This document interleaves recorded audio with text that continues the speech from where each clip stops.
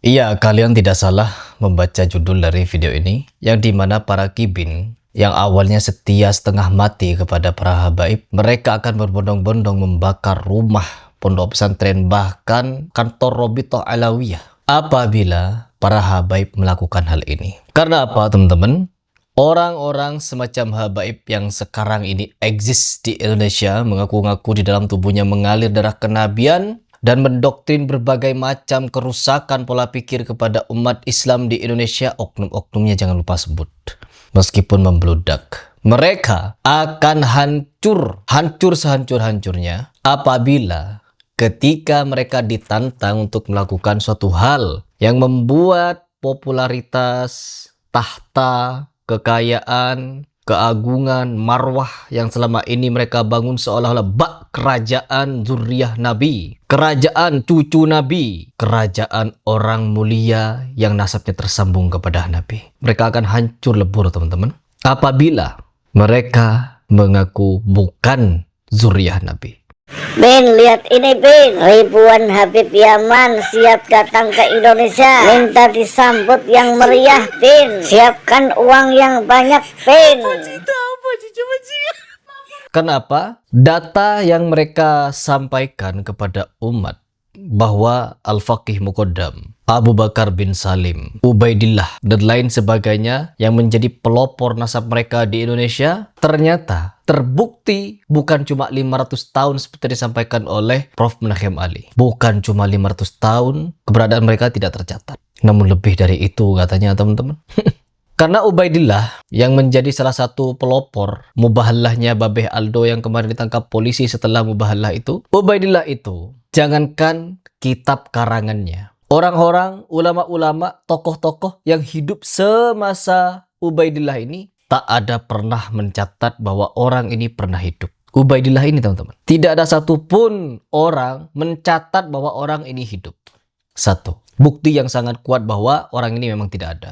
Dua, kalau memang Ubaidillah ini adalah seorang ulama, seorang tokoh, seorang mujaddid, pokoknya seorang lah, pastinya dia akan memiliki catatan, memiliki karya tulis. Sebagaimana keempat imam mazhab yang jauh hidup sebelum mereka lahir punya banyak catatan ilmu yang bisa kita pelajari sampai sekarang. Mana mungkin orang yang dianggap sebagai cucu Nabi, ulama besar, mujaddid, al-faqih, dan lain sebagainya itu, tetapi tidak punya catatan apa-apa mengenai ilmu yang ingin mereka ajarkan kepada murid-muridnya. قلت اسمع، هذه الخرقة أمامك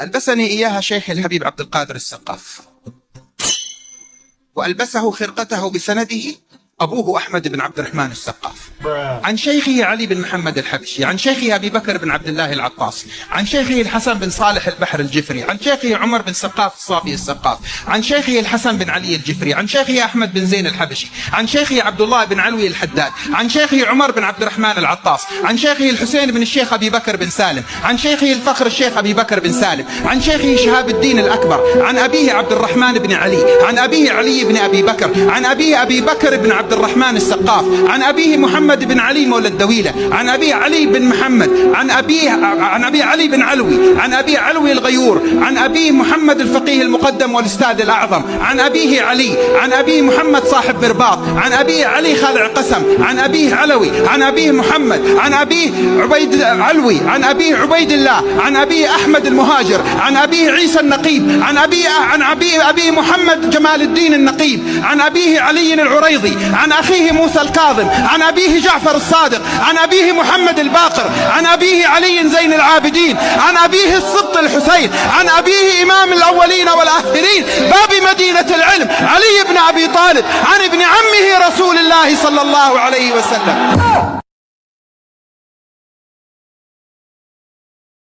Itu yang kedua. Selain mereka tidak tercatat oleh ulama-ulama yang lain, mereka juga tidak punya karya tulis, teman-teman. Masih kurang bukti apa? Terus yang ketiga, jangka waktunya bukan cuma 100, 200, 300 tahun. Lebih dari 500 tahun orang ini tidak diketahui, teman-teman. Tiba-tiba dia muncul di kitab Balawi bahwa orang ini seorang ulama besar, keturunan Nabi, menjadi leluhur para habaib di Indonesia. Betapa nipunya. Bayangkan, para habaib ini sudah bermodal besar, memodali Ajir Ubaidillah, memujari Faris Baswedan, dan lain sebagainya di Indonesia. Sampai-sampai mereka mati-matian getol-getolan membela para habaib, bahwa nasab habaib ini diakui oleh si fulan, sampai memaparkan banyak tulisan bahwa tokoh-tokoh tersebut mengakui keabsahan nasab Ba'alawi, meskipun tanpa fakta. Oh, jangankan ulama-ulama fulan yang disebutkan oleh Ajir Ubaidillah di dalam videonya. Di Indonesia saja orang seperti Abdul Somad, Adi Hidayat, Idrus Ramli, Buya Yahya, dan lain sebagainya,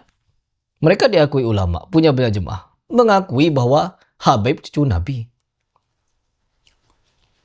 Kurang nibul apa lagi? Tanpa data fakta, bukti, dan lain sebagainya, diakui cucu Nabi. Kok sok yes sekali bisa mengakui orang punya nasab kepada si fulan tanpa bukti yang konkret semacam itu? Oh, siapa kok Heri Plus berbicara semacam ini? Saya berbicara seperti ini melalui penelitian juga, menyimak dari penjelasan orang-orang yang meneliti. Oh, berarti Heri Plus percaya pada Kiai Imad, kepada Prof. Naim Ali, kepada fulan, si fulan. Lantas, kalau ada orang yang harus percaya kepada Habib, kita tidak boleh percaya kepada orang yang lain. Kita harus percaya kepada Habib begitu. Harusnya kalau punya otak kalian itu sebagai kibin, dipakai sedikit. Bukan cuma khurafat yang begitu membludak Heri Plus bahas. Ajaran-ajaran mereka di dalam segi syariat saja banyak yang menyimpang. Lai, kenapa talian Yahudi sama Ba'alawi mirip ya? Tengok Lai, sama-sama gerakannya Lai. Banyak yang menyimpang, ada yang nyeleneh, konyol, dan apa lagi? Apa? Kok Heri Plus berani menyebut mereka konyol? Satu, fungsi payung tornado apa? Kenapa pada saat beliau bicara perlu ditambah sound effect ketawa-ketawa? Harus banget editnya begitu. Ingat loh, Cok, yang kamu gitu kan itu ulama, punya jamaah, punya umat yang menghargai ilmunya. Bisa kalian jawab fungsinya payung tornado kepada Habib itu apa? Konyol apa gak konyol? Itu satu. Dua, joget jingkrak, guling-guling, salto-salto. Kok sana kemari.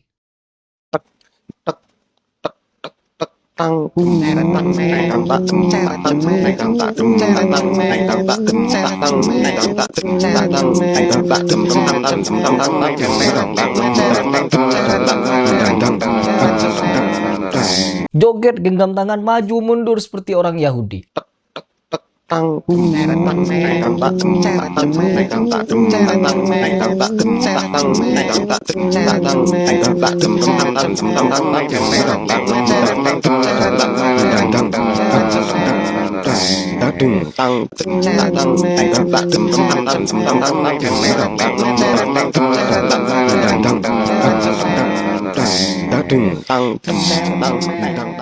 Apa fungsinya kalau bukan untuk kekonyolan semata? Kok Heri Plus berani bilang mereka konyol? Terus apa kalau gak konyol? Hebat, wah, luar biasa begitu. Makanya kalau saya bilang kalian itu kibin, kalau punya otak pakai sedikit lah. Jangan taklid kepada mereka yang hobi mendoktrin bahwa ketika di kuburan kibin mati, ditanyakan Mungkar Nakir, menjawabnya Habibi Abdullah Ba'alawi. Ketika ditanya Allah buka dalam apa Arabnya dia menjawab Habibi Abdullah Ba'alawi. Wa man nabiyuka Habibi Abdullah Ba'alawi. Wa ma zadinuka Habibi Abdullah Ba'alawi. Itu kan bisa menjadi program kesyirikan bagi orang. Yang dimana ketika ada pernyataan semacam ini, kita seolah-olah harus percaya begitu saja. Percaya, kalau harus percaya ini wali loh. Wali endulmu itu. Itu keramat endulmu. Punya umat yang menghargai ilmunya. Ya, sekali lagi saya sampaikan. Ketika orang-orang semacam Habaib ini, mereka mulai sadar, taubat, dan deklarasi di depan umum. Wahai para muhibbin, mulai hari ini, detik ini, kami, Ba'alawi, mengaku bukan zuriyah Nabi, bukan cucu Nabi. Selesai. Kantor Robito Alawiyah, rumah para Habib, mungkin juga kepada pesantrennya, bubar semuanya, dibakar kalau perlu. Karena apa?